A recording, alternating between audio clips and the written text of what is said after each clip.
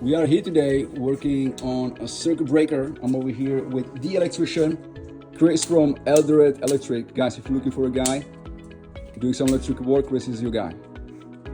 Chris, what can you tell us? So our panel, pretty much, you're gonna see this in every house, residential house in New York. It's the same. It's fed by this. This one is fed by something called this is SER. Since this is not the first means of disconnect. Normally it would be SEU from your meter pan, but since you have this tester battery, the battery wall here, it's split down here from SEU into your Tesla battery wall, and then here is your first means of disconnect here. So anytime there's a first means of disconnect, basically you split it, and the neutral and the ground aren't bonded anymore. What's the 200 on the number? That means 200 amps right there. So that's where it trips, is 200 amps. So yeah, so you can see that in all the breakers actually. Here's 20. These are all 20 amps. They trip at 20 amp breakers. And then 15 trips at 15, 60, 40, 40. And you see all those. So the different, depending on the size of wire or the size that you are required, the different requirement for the power means. So here you have 40. So it's ran in 6 gauge here because that's 6 gauge copper. So that can run up to 60 amps. So the bigger the output, the bigger the cable, the bigger the circuit breaker. Yeah. And then you have 14 gauge here, which should be run off of 50 amps. It all depends, because if the wire is too small, then it'll burn out. I see. If the breaker doesn't trip. I see. So the thicker the wire, the thicker the amperage. Yeah. And then here we have a GFCI breaker, a 50 amp GFCI breaker for a spa. So this is what we're installing today. Basically, it's got a neutral that gets connected, and GFCI's read from the hot to the neutral, and if there's a difference between the two, because the neutral carries the neutral carries the leftover charge pretty much. That's the easiest way to explain it. If it reads an imbalance between the two, it'll trip. So these are the best. These are better than circuit breakers. These trip faster. They're safer. They're best for wet environments, outdoors, anywhere like that where you have the possibility of water coming in contact with your power. You need a GFCI. So that's what we're putting in today. Sweet. So now we're underneath the deck. What are we doing over here, Chris? So here we have 2 fuse disconnects, one for the hot tub and one for the sauna. So here's the 6 gauge aluminum, basically. So this is rated for up to 50 amps. So that 50 amp GFCI that we're installing over here being run into this 50 amp disconnect. And then over here we have 6 gauge copper, which is rated for 60 amps continuous. So this is running into this disconnect here with 60 amp fuses in it. So these are our outdoor disconnects here that we have to have for any installation outside, and then we're going to run PVC conduit from here down to the sauna and the hot tub, just to keep everything nice and protected and weather tight.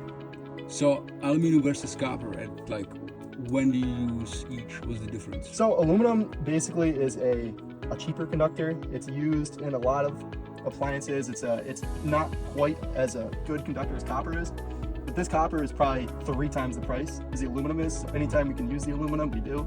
It needs to be bigger than the copper would be. So we're using 6 gauge, 6.4 SER cable.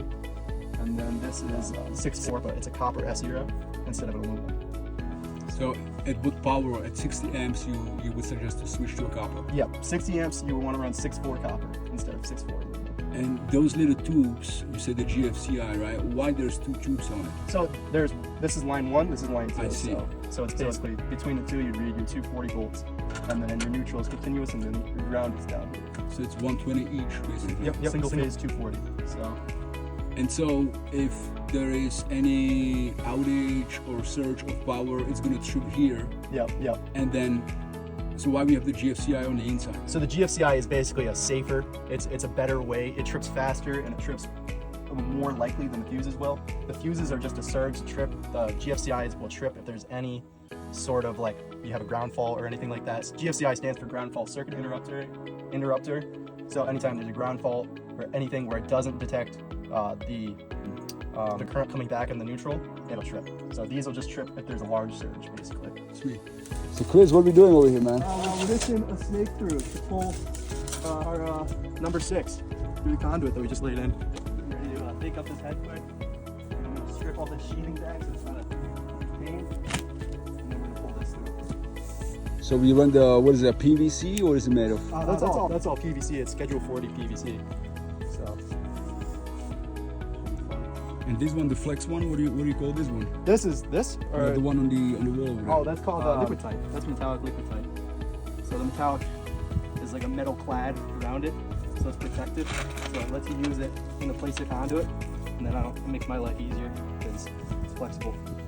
I guess you stripped some wires before. So it's easier when you strip the wires, you just pull them out like together? Way easier to pull without the sheeting on. So we pulled the, what was it? That was 110, right? 12-2? Yeah, that was just 12 too. Easy. Easy peasy. And you already made the connections on the inside, right? Yep, everything's done in there. I'm still gonna do that 12 too. You know, he digged some trenches over here. He messed up my backyard. Got to regress it now, you know. But he got a nice workout too. Yeah. It's like 90+ degrees over here. So it feels awesome. And this is where the wire is going to be coming out of over here. It was like a 2-inch pipe? That's 1 inch. 1 inch. Yep. And the other one was 1/2 inch. And it's a 1/2 inch. We're going to run it over here straight into the sauna. So the heater is on, guys. It is all connected. Thanks to Chris. Chris, how do you go? Pretty good. A little more challenging than I thought. Expected it to be like a hot tub.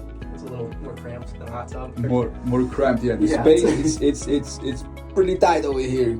Chris was doing all the angles over here with the heater, but it's heating up already.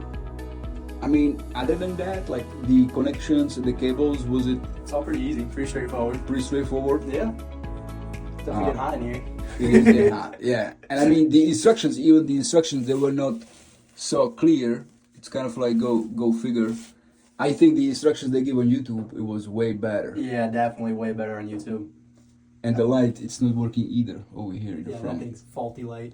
That we're gonna have to return that. So overall, like, would you install a heater and hook up a sauna again? Oh yeah, definitely can. It'll be a lot easier the second time around. Yeah. I'm sure. So How can we connect with you? Instagram, Facebook, however, you can just look my name up and you'll find me. Pretty easy. And when it comes to like electrical work, you guys do anything and everything? You guys have any specialty? Do you have any specialty you like to work with usually? The services and generators are the biggest thing that we do right now. But we can do pretty much anything. We're commercial or residential. So. Sweet. Well, thank you, Chris. Thank you. It's getting hot, you guys. We gotta get out of here now. It's like 90 degrees outside. It's gonna be 200 over here really soon. So, see you.